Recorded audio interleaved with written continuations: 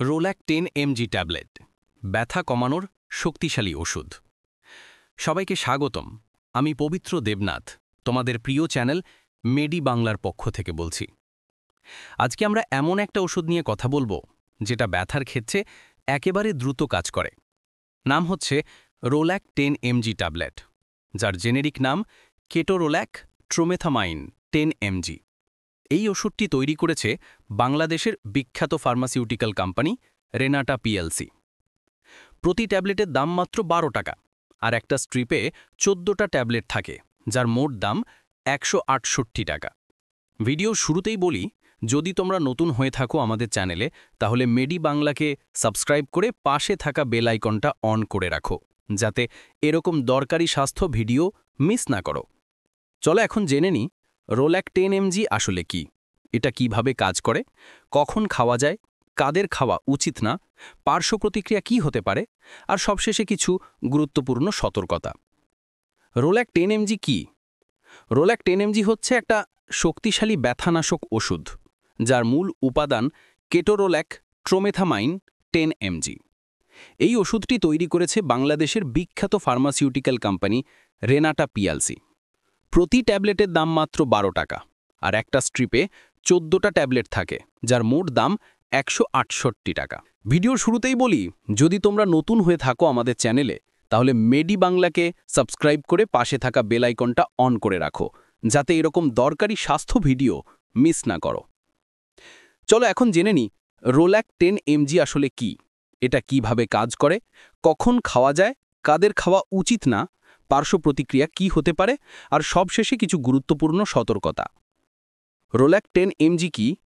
রোল্যাক 10 mg হচ্ছে একটা শক্তিশালী ব্যথানাশক ওষুধ, যার মূল উপাদান কেটোরোল্যাক ট্রোমেথামাইন 10 mg। এটা non steroidal anti inflammatory drug বা সংক্ষেপে NSAID শ্রেণীর ওষুধ। সাধারণভাবে বললে এটা ব্যথা, জ্বর বা শরীরে ভোলা ভাব কমাতে কাজ করে। কেটোরোল্যাক অনেক সময় ডাক্তাররা এমন ব্যথায় দেন যা সাধারণ প্যারাসিটামল বা ইবুপ্রোফেন দিয়ে কমে না, যেমন সার্জারির পর ব্যথা, দাঁতের ব্যথা, হাড় ভাঙা, পেশির ব্যথা বা মাসিকের ব্যথা। এই ওষুধের কাজের পদ্ধতি একটু ব্যাখ্যা করি সহজভাবে। আমাদের শরীরে একটা এনজাইম আছে, নাম সাইক্লোঅক্সিজেনেজ বা COX, যা প্রস্টাগ্ল্যান্ডিন নামের রাসায়নিক তৈরি করে। এই প্রস্টাগ্ল্যান্ডিনই মূলত ব্যথা, ফোলাভাব বা জ্বরের অনুভূতি দেয়। রোল্যাক এই COX এনজাইমকে ব্লক করে দেয়, ফলে ব্যথার রাসায়নিক তৈরি হয় না, আর আমরা স্বস্তি অনুভব করি। রোল্যাক 10 mg কেন খাওয়া হয়? এই ওষুধটা বেশ কিছু অবস্থায় ব্যবহৃত হয়। 1. সার্জারির পর ব্যথা কমাতে। 2. দাঁতের ব্যথা বা দাঁত তোলার পর ব্যথা কমাতে। 3. পেশির টান, ব্যথা বা ফোলাভাবের জন্য। 4.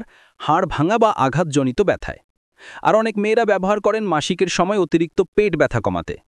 এটা কিন্তু শুধু ব্যথা কমায় না, ব্যথার কারণের ইনফ্লামেশন বা ফোলাভাবও অনেকটা হ্রাস করে। কিভাবে ও কখন খেতে হয় রোল্যাক 10 mg? এখন আসি সবচেয়ে গুরুত্বপূর্ণ অংশে, এই ওষুধ কিভাবে খেতে হয়। সাধারণভাবে প্রাপ্তবয়স্কদের জন্য ডোজ হচ্ছে 10 মিলিগ্রাম প্রতি 6 ঘন্টা পরপর প্রয়োজন অনুযায়ী, তবে দিনে 40 মিলিগ্রামের বেশি নেওয়া একদমই উচিত না। এই ওষুধ খাবার পর খাওয়াই ভালো, কারণ খালি পেটে খেলে গ্যাস্ট্রিক বা পেটে ব্যথা হতে পারে। ডাক্তারের পরামর্শ ছাড়া কখনোই এই ওষুধ দীর্ঘদিন খাওয়া উচিত না। সাধারণভাবে এটা 5 দিন বা তার কম সময়ের জন্য দেওয়া হয়, কারণ এটা শরীরে বেশি দিন থাকলে কিডনি, পেট বা হার্টে ক্ষতি করতে পারে।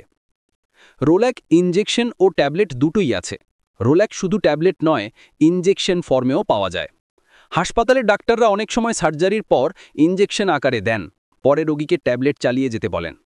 ইনজেকশন আকারে এটা আরও দ্রুত কাজ করে। রোল্যাক খাবার সময় যেসব সতর্কতা রাখতে হবে। রোল্যাক খাওয়ার সময় কিছু বিষয় মাথায় রাখতে হবে। 1. যদি আগে কখনো গ্যাস্ট্রিক আলসার, পেটের ঘা বা রক্তপাত হয়ে থাকে, তাহলে এটা খাওয়া বিপজ্জনক হতে পারে। 2. যাদের কিডনি বা লিভারের সমস্যা আছে, তাদের ডাক্তারের পরামর্শ ছাড়া এই ওষুধ খাওয়া উচিত নয়। 3. গর্ভবতী বা স্তন্যদানকারী মায়েরা অবশ্যই চিকিৎসকের পরামর্শ ছাড়া এটা ব্যবহার করবেন না। 4. যাদের হৃদরোগ, উচ্চ রক্তচাপ বা স্ট্রোক হওয়ার ইতিহাস আছে, তাদেরও সাবধান হতে হবে। রোল্যাক অন্য পেনকিলার বা স্টেরয়েডের সাথে একসাথে নেওয়া যাবে না, যেমন ইবুপ্রোফেন, ন্যাপ্রোক্সেন বা ডাইক্লোফেনিক। অ্যালকোহল বা ধূমপানের সঙ্গে এই ওষুধ একদমই মিশবে না। পেটের সমস্যা মারাত্মক হতে পারে। রোলাকের পার্শ্ব প্রতিক্রিয়া কী হতে পারে? প্রত্যেক ওষুধের যেমন ভালো দিক আছে, তেমনি কিছু পার্শ্ব প্রতিক্রিয়াও থাকতে পারে। রোলাকের ক্ষেত্রেও তাই। ১. পেটে ব্যথা বা জ্বালাভাব। ২. গ্যাস্ট্রিক, বমি বা বমি বমি ভাব। ৩. মাথা ঘোরা বা মাথা ব্যথা। ৪. মুখ শুকানো। ৫. রক্তচাপ বেড়ে যাওয়া। ৬. ঘুম ভাব। আর কিছু ক্ষেত্রে ত্বকে ফুসকুড়ি বা চুলকানি। আর অনেকদিন খেলে কিডনির সমস্যা হতে পারে। তবে ভয় পাবার কিছু নেই। এই পার্শ্ব প্রতিক্রিয়া সাধারণত অস্থায়ী এবং ডাক্তারের নির্দেশ অনুযায়ী ব্যবহার করলে সমস্যা হয় না। রোলাক 10 mg কারা খেতে পারবে না? ১. যাদের আগে NSAID বা অ্যাসপিরিন খেলে অ্যালার্জি হয়েছে, তাদের এটা খাওয়া উচিত নয়। ২. পেটের আলসার বা রক্তপাতের ইতিহাস থাকলে না। ৩. গর্ভবতী মহিলারা, বিশেষ করে গর্ভাবস্থার শেষ দিকে একদমই খাবেন না। ৪. কিডনি বা লিভারের রোগে আক্রান্ত রোগীদের জন্য ঝুঁকিপূর্ণ। ৫. ১৬ বছরের নিচে বাচ্চাদের জন্য এটা দেওয়া হয় না। রোল্যাক্ট হবার সময় কিছু গুরুত্বপূর্ণ পরামর্শ। ১. ওষুধ খাওয়ার সময় পর্যাপ্ত পানি পান করো। ২. একই সঙ্গে অন্য ব্যথানাশক বা স্টেরয়েড ওষুধ খেও না। ৩. যদি ওষুধ খাবার পর কালো মল, বমিতে রক্ত বা পেটে অস্বাভাবিক ব্যথা হয়, সঙ্গে সঙ্গে ডাক্তার দেখাও। ৪. নিজের ইচ্ছায় ডোজ বাড়িয়ে দিও না। আর হ্যাঁ, কখনোই ওষুধ বন্ধ করো না হঠাৎ করে। ডাক্তারের পরামর্শ অনুযায়ী বন্ধ করতে হবে। রোল্যাক 10 mg ভার্সেস অন্যান্য পেনকিলার। অনেকেই জানতে চাও, রোল্যাক কি প্যারাসিটামল বা ইবুপ্রোফেন থেকে ভালো? দেখো, রোল্যাক অনেক বেশি শক্তিশালী ব্যথানাশক ওষুধ। প্যারাসিটামল হালকা ব্যথায় কাজ করে, কিন্তু রোল্যাক্স সার্জারি বা গভীর ব্যথায় দ্রুত কাজ করে। তবে শক্তিশালী মানে এই না যে সবাই এটা খেতে পারবে। ঝুঁকি একটু বেশি, তাই ডাক্তারের পরামর্শ খুব দরকার। রোল্যাক বেশি খেলে কি হতে পারে বা ওভারডোজ? যদি কেউ ভুল করে বেশি ট্যাবলেট খেয়ে ফেলে, তাহলে বমি, মাথা ঘোরা, পেটের ব্যথা বা রক্তপাত হতে পারে। এমন হলে দেরি না করে দ্রুত নিকটস্থ হাসপাতালে নিয়ে যেতে হবে। রোল্যাক সংরক্ষণ পদ্ধতি।